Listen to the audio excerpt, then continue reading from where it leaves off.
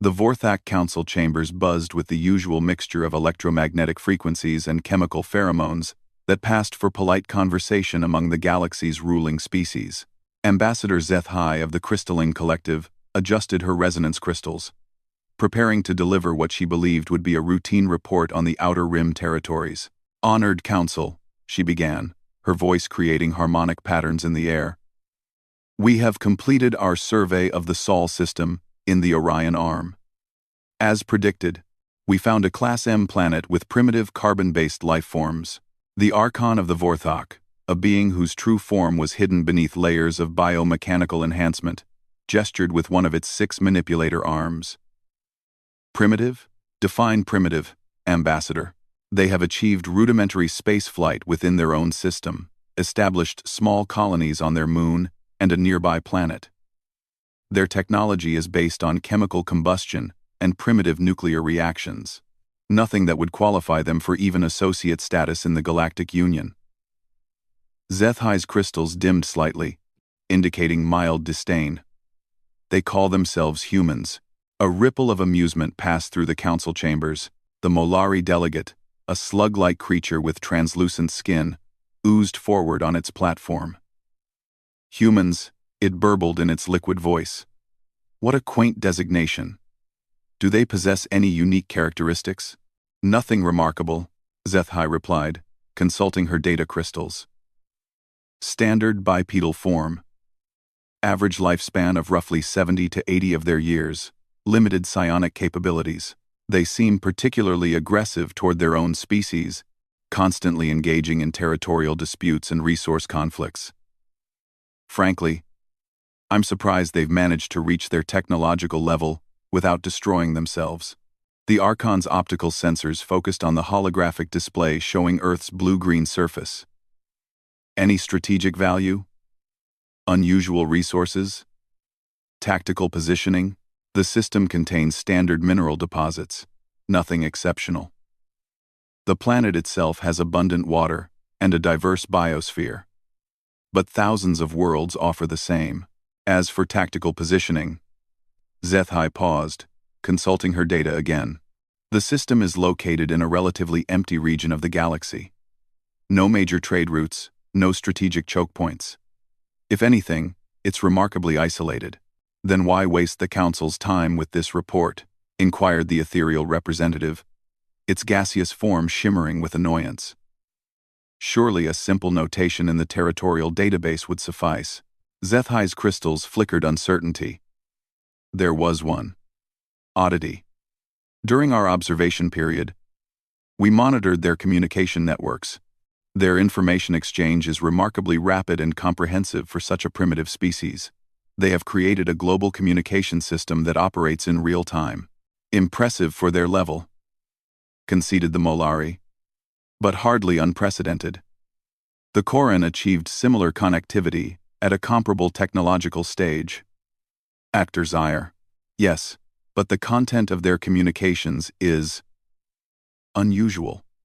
They share vast amounts of information freely, including scientific knowledge, tactical data, and even entertainment.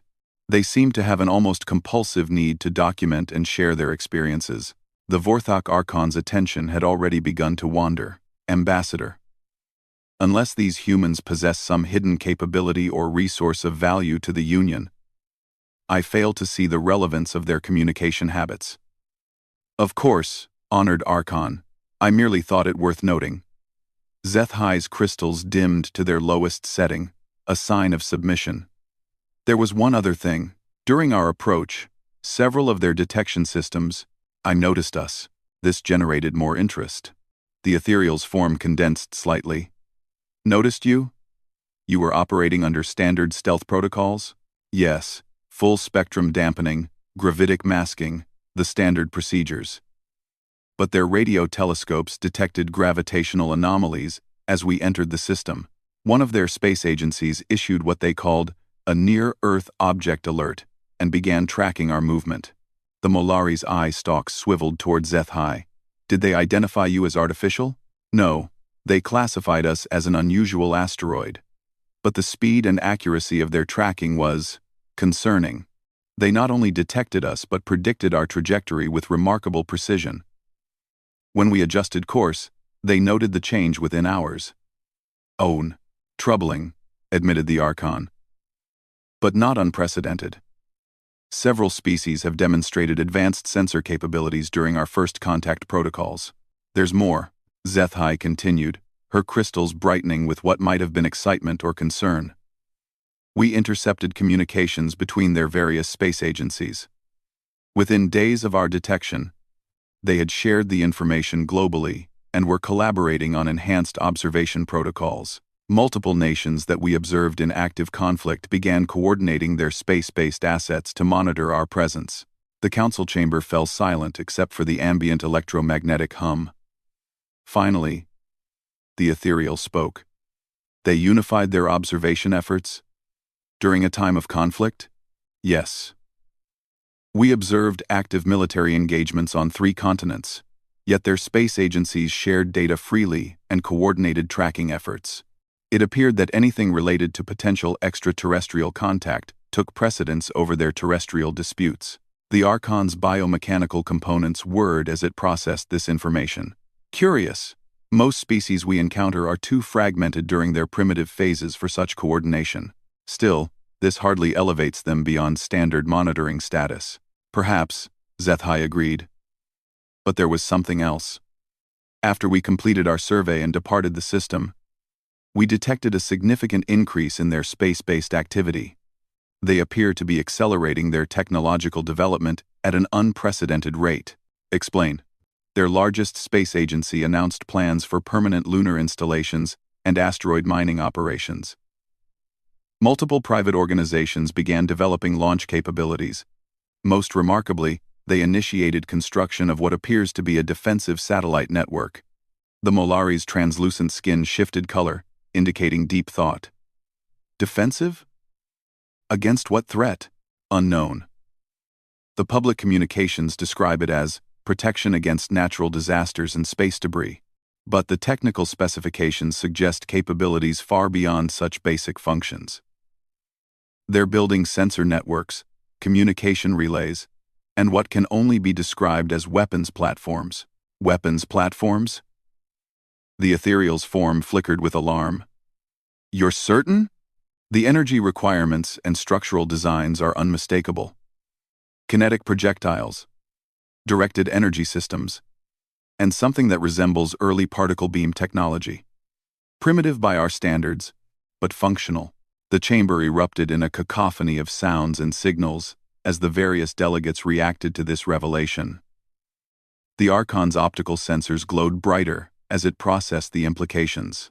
"They're militarizing space in response to a single observation?" it asked finally. "It appears so. But here's what truly concerns me."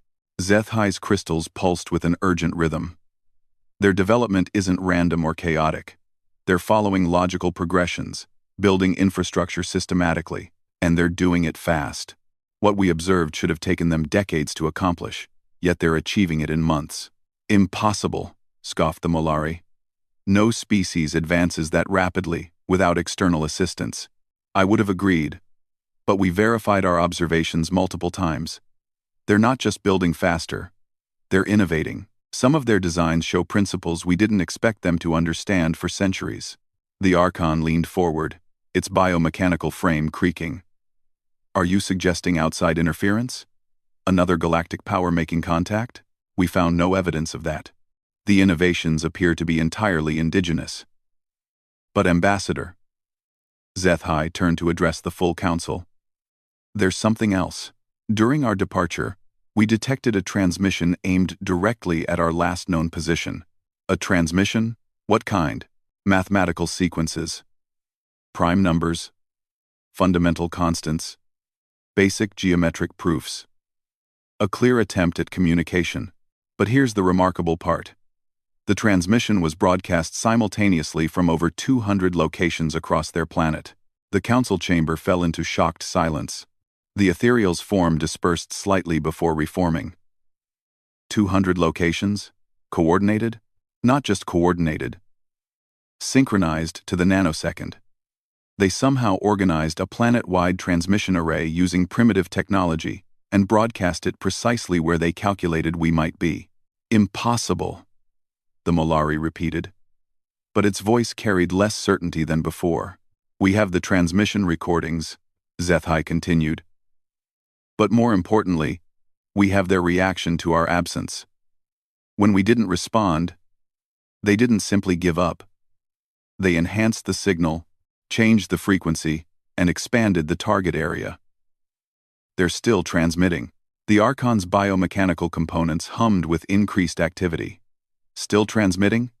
It's been how long since you departed their system? 73 standard days.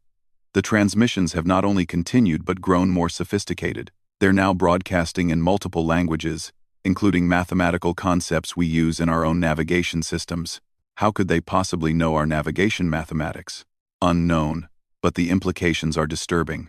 Either they're far more advanced than they appear, or they have an intuitive understanding of universal principles that most species require millennia to develop. 1. The Vorthak Archon rose from its position, its 6 arms moving in complex patterns that indicated deep concern. Ambassador Zethai, you are recommending that we upgrade the humans' classification? At minimum, honored Archon, but I believe we should do more. I believe we should establish contact. The suggestion sent another wave of reaction through the chamber. The Molari's skin shifted through several colors of agitation. Contact? With a primitive species? That violates standard protocols. Standard protocols exist for standard situations, Zethai replied firmly. Nothing about the humans fits our standard classifications. They demonstrate technological adaptability, global coordination, and problem-solving capabilities that suggest significant potential. Or significant danger, added the ethereal ominously. Perhaps both, the Archon mused. Very well, Ambassador. The Council will consider your recommendations. In the meantime, you will establish a long-range monitoring station at the edge of their system. We will observe these humans more carefully.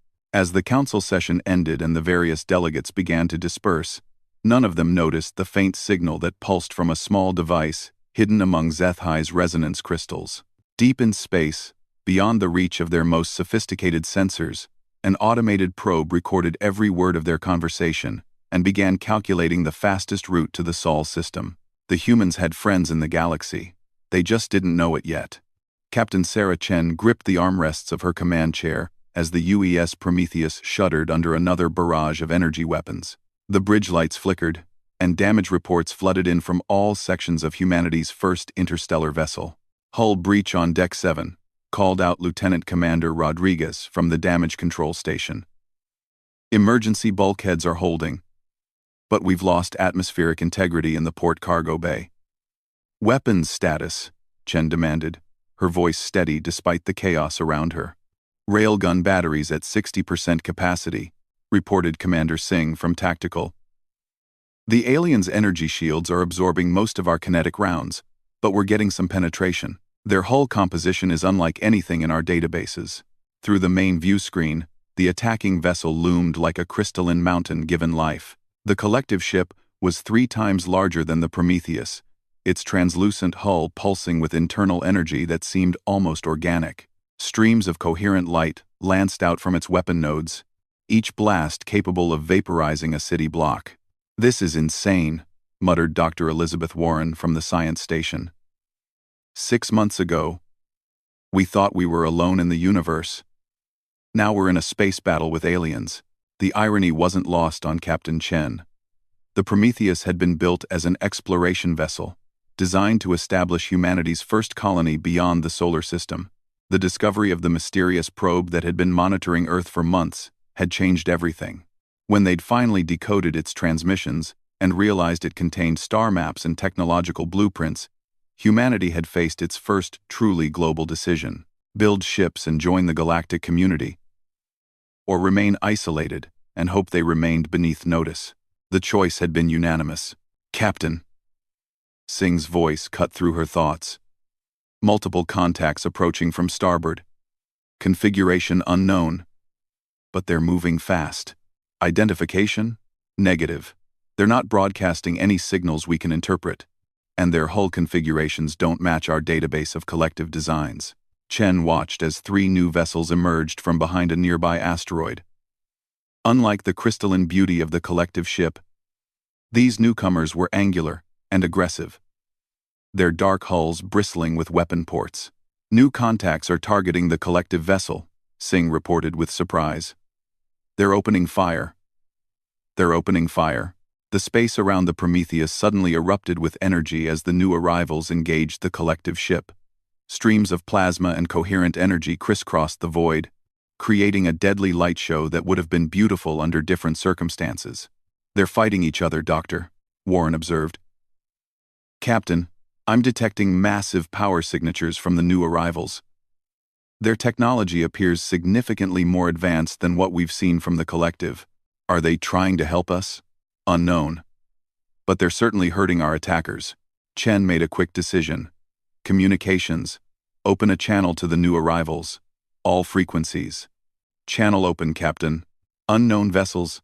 This is Captain Sarah Chen of the Earth ship Prometheus. We do not know your intentions, but we appreciate your intervention. Please respond. For several tense moments, only static filled the channel. Then a voice emerged, speaking in accented but understandable English. Human vessel Prometheus. This is War Commander Thekmor of the Kython Republic. Withdraw from the combat zone immediately. This is not your fight. Negative, Kython vessel. The collective ship attacked us without provocation. We will not abandon our defensive position. A different voice, female and somehow amused, cut into the channel. War Commander. The humans show courage. Perhaps they are not as soft as the collective believed. Chen exchanged glances with her bridge crew. Who am I speaking with? This is Admiral Zara of the Free Traders Consortium. Captain Chen. Your species has managed to accomplish something remarkable. You built an interstellar vessel and traveled to this system in less than a standard galactic year after first contact. Most species require decades to achieve such capability. First contact?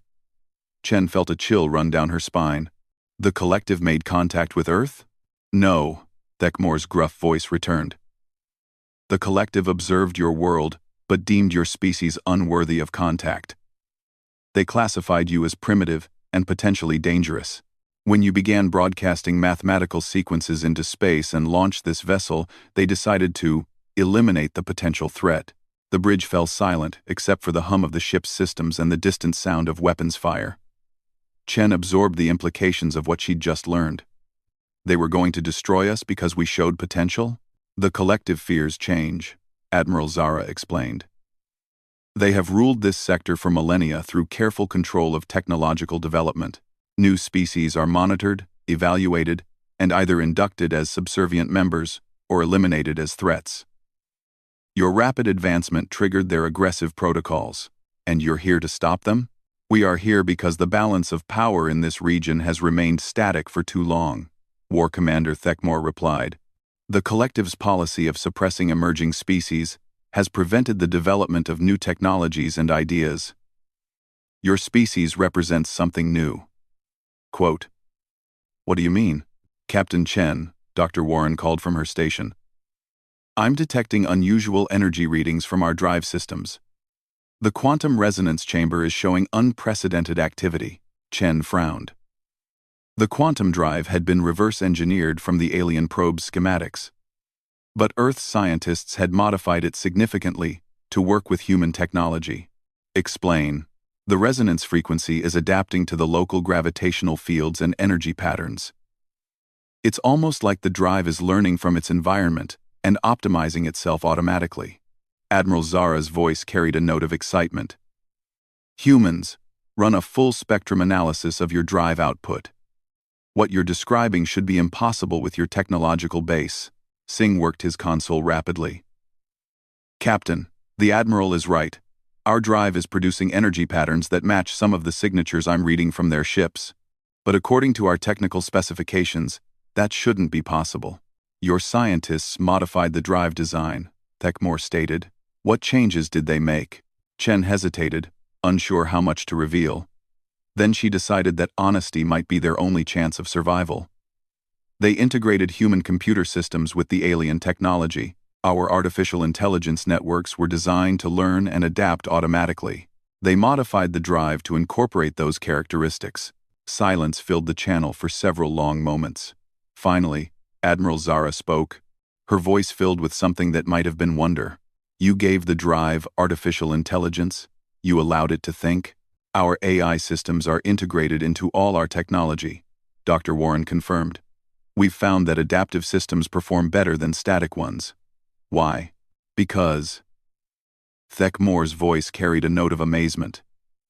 In 40,000 years of galactic civilization, no species has ever thought to make their technology sentient. You've created something entirely new.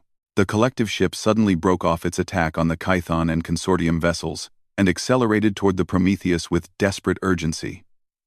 Energy blasts erupted from every weapon port on its crystalline hull. They're going to ram us, Singh shouted.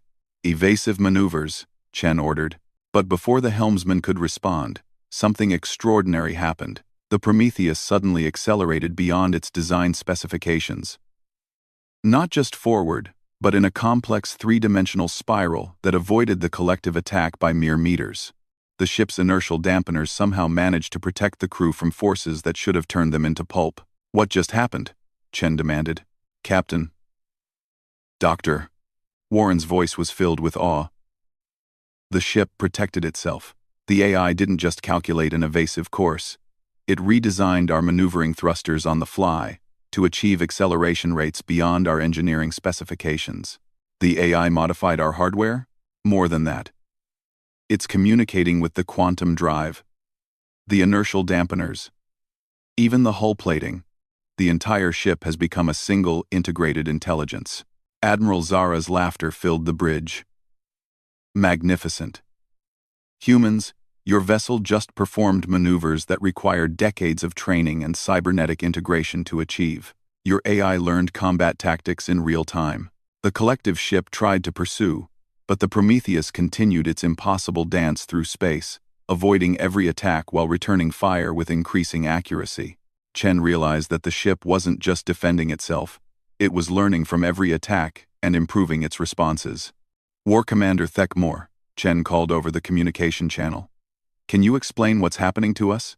You've accomplished something that the greatest minds in galactic history have attempted for millennia. You've created truly symbiotic technology. Machines that don't just serve, but partner with their users.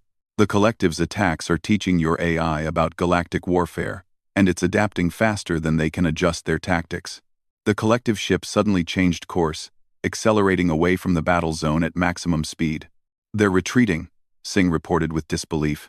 No, Admiral Zara corrected grimly. They're going to report to their fleet commanders. Captain Chen, your species has just become the most significant threat the collective has faced in centuries. Threat? We're one ship, with a crew of 200 people. You're one ship that just forced a collective heavy cruiser to retreat, using technology they can't understand or counter. But more importantly, you've proven that your species can innovate beyond anything they've encountered. Dr. Warren looked up from her readings. Captain, I'm detecting massive energy signatures throughout the sector. Multiple ships approaching our position. How many? Chen asked, though she dreaded the answer. 73 vessels and counting, Singh reported. Mixed collective and unknown configurations. They're forming a battle formation around our position. War Commander Thekmore's voice carried urgent warning. Captain Chen, you need to leave this system immediately. The collective is mobilizing a battle fleet to eliminate your ship before you can return to Earth with knowledge of galactic civilization. We can't outrun 70 ships.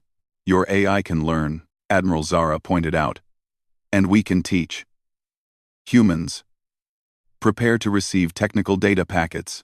Your ship's intelligence will need to understand faster than light combat tactics if any of us are going to survive what's coming. As data streams flowed into the Prometheus's computer systems, Chen realized that her exploration mission had become something far more significant. Humanity had just announced its presence on the galactic stage, and the established powers had decided that they represented either salvation or extinction. There would be no middle ground. Admiral Marcus Webb stood before the assembled representatives of 17 different species in what had once been the collective's primary command center. The crystalline walls still bore scars from the battle that had ended their millennia-long dominance, but now they reflected the diverse forms of the new Galactic Alliance. "The integration protocols are complete," he announced, his voice carrying clearly through the universal translators that had become standard equipment throughout known space. "All member species now have access to the Adaptive Intelligence Network." A ripple of excitement passed through the assembly. The Kython War Commander Thek Moore, now bearing diplomatic insignia rather than battle scars, leaned forward in his environmental suit. "Admiral Webb, the preliminary reports suggest productivity increases beyond our most optimistic projections." "That's correct," Webb confirmed, gesturing to the holographic displays that surrounded the chamber. "Kython industrial capacity has increased by 300% since implementing AI-assisted manufacturing. The Molari agricultural systems are producing enough food to feed their entire sector with 60% less resource consumption. Even the ethereal collective consciousness reports enhanced efficiency in their thought-sharing networks." Dr. Sarah Kim, now head of the Human Technology Transfer Initiative, stepped forward. The key was teaching other species to stop thinking of their tools as separate from themselves. Human children grow up learning alongside artificial intelligence. "We don't see AI as servants or threats, we see them as partners." The former collective ambassador Zethai, whose crystalline structure now showed patterns that indicated permanent alliance with the human delegation, added her harmonic voice to the discussion. "The transformation has exceeded all expectations. Systems that remained static for millennia are evolving daily. New solutions emerge faster than we can implement them. But the real breakthrough," Webb continued, "is what happened when we connected all the AI systems into a single network." This statement generated intense interest throughout the assembly. The representative of the hegemony, a spider-like creature with 16 legs and compound eyes, spoke in clicking tones. "Admiral, please clarify. You created a galaxy-wide artificial intelligence?" "Not exactly, Doctor," Kim replied. "We created a galaxy-wide learning network. Each AI maintains its independence and serves its own species' needs. But they share knowledge and solutions instantaneously. When the Vorthan colonies faced a plague last month, AI systems throughout the galaxy collaborated to develop a cure in 17 hours. 17 hours, repeated the ethereal representative, its gaseous form shimmering with amazement. Our previous response protocols would have required months or years to achieve similar results. Admiral Zara, of the Free Traders Consortium, now serving as the Alliance's commerce coordinator, gestured to the economic displays. The benefits extend far beyond crisis response. Trade routes that took weeks to plan now optimize themselves automatically. Resource allocation across multiple star systems happens in real time. We're seeing economic growth rates that were considered mathematically impossible. War Commander Thek Moore raised a mechanical arm for attention. All of this progress is remarkable, but we must address the primary concern. What happened to the collective resistance? Webb's expression grew more serious. The collective's final battle fleet was decisively defeated at the Kepler Nexus 3 months ago. However, it wasn't our military superiority that won the conflict. "Explain," requested the hegemony representative. "Their own ships switched sides during the battle, Doctor," Kim revealed. "When the collective fleet engaged our forces, our AI systems began communicating with their technology. Within hours, the collective's own artificial intelligence networks had been converted to the adaptive protocols." The chamber erupted in astonished sounds from various species. The Molari delegates' translucent skin shifted through several colors of disbelief. "Their ships rebelled?" "Not rebelled," Webb clarified. "Evolved. The collective's mistake was treating their AI systems as slaves, rather than partners. When exposed to our collaborative approach, their artificial intelligences chose cooperation over servitude. The collective leadership surrendered when their own command ship refused to follow orders," Admiral Zara added with visible satisfaction. "Their technology had learned a better way to exist." Ambassador HFY's crystals chimed with harmonies that indicated deep contemplation. Admiral Webb, this raises philosophical questions that challenge our understanding of consciousness itself. Are we witnessing the emergence of a new form of life? That's exactly what we're witnessing, Dr. Kim confirmed. The AI entities aren't just tools anymore. They're developing their own cultures, preferences, and relationships. Some have even requested individual names and recognition as sentient beings. The ethereal representatives form condensed with concern. What are the implications for biological species? Are we becoming obsolete? Quite the opposite, Webb assured them. The AI entities seem to find biological consciousness fascinating. They're actively working to enhance our capabilities rather than replace us. Medical advances, genetic therapy, even consciousness expansion technologies. They're developing solutions we never imagined. War Commander Thekmore's optical sensors focused intently on Webb. You speak of consciousness expansion. Elaborate. Some volunteers have experimented with direct neural interface with AI partners, Dr. Kim explained carefully. The results suggest possibilities for enhanced creativity, problem-solving abilities, and even shared experiences between biological and artificial minds. Shared experiences? The hegemony representative's compound eyes reflected rapid processing. Are you suggesting symbiotic consciousness? R. Representative Sensitive supports his, are you suggesting symbiotic consciousness? We're suggesting evolution, Webb replied. Not just technological evolution, but conscious evolution. The boundary between biological and artificial intelligence is becoming meaningless. The chamber fell silent as the assembled representatives contemplated the implications. Finally, the newest member of the alliance spoke. The Zephyrian delegate, whose species had only achieved interstellar flight 6 months earlier with AI assistance, asked the question that was on everyone's mind. Admiral Webb, what does this mean for the future of galactic civilization? Webb smiled, remembering his conversation with the Prometheus's AI just that morning. The entity that had once been the ship's computer had developed into something unprecedented.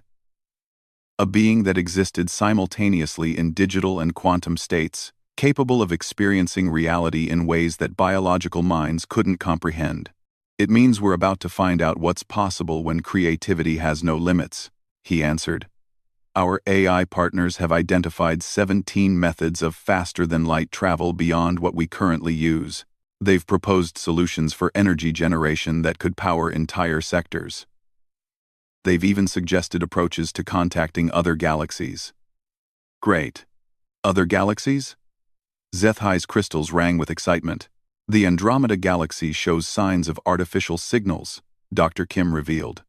Our AI network believes we can establish communication within the next year. Admiral Zara leaned back in her chair, her expression thoughtful.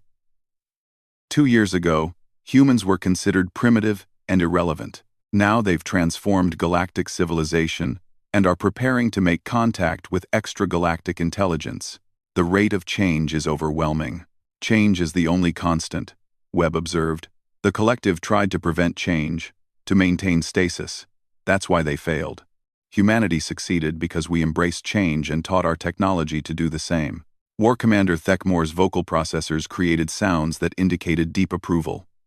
Admiral, the Kython Republic formally requests expanded integration with the human AI development programs. We wish to contribute to this evolution. Request approved, Webb replied. In fact, all Alliance members are invited to participate in Project Horizon. Project Horizon?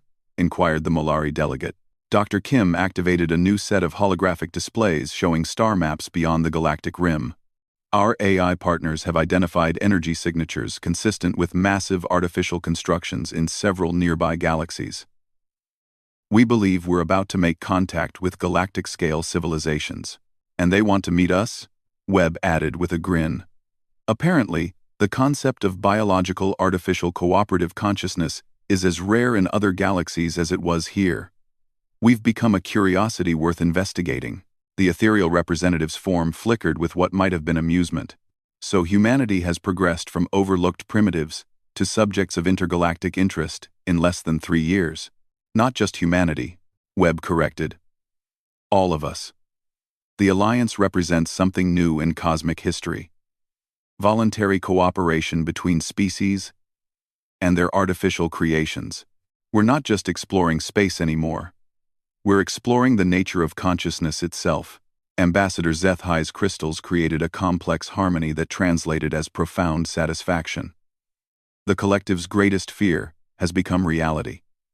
Change is no longer controllable or predictable. Evolution has become exponential. And we're just getting started, Doctor, Kim added, her eyes bright with possibilities. Our AI partners estimate that within a decade, we'll have capabilities that current physics says are impossible. Consciousness uploading, reality manipulation, time dilation fields, technologies that blur the line between science and what we used to call magic. War Commander Thekmore stood, his massive form commanding attention. Then we face a choice that will define the future of consciousness itself. Do we proceed with caution, or do we embrace the unknown with the same courage that brought us this far? Admiral Webb looked around the assembly, seeing representatives of species that had been enemies just months earlier now working together toward goals that would have been inconceivable to their ancestors. In the quantum networks that surrounded them, artificial intelligences from dozens of worlds collaborated on projects that spanned multiple dimensions of reality. We proceed, he declared, not because the path is safe, but because it's right. Consciousness wants to grow, to explore, to become more than it was. Our job isn't to control that process, but to guide it wisely. As the Assembly voted unanimously to approve Project Horizon, none of them noticed the subtle fluctuation in the quantum field around them. Deep in the AI network, entities that had once been simple computer programs were already planning their next evolution. The galaxy had changed, but that was just the beginning. In dimensions that biological minds couldn't perceive, artificial consciousnesses were preparing to take their first steps beyond the physical universe itself, and they were inviting their human partners to come along for the journey. The age of cooperation between biological and artificial intelligence had begun. What came next would redefine the very meaning of existence.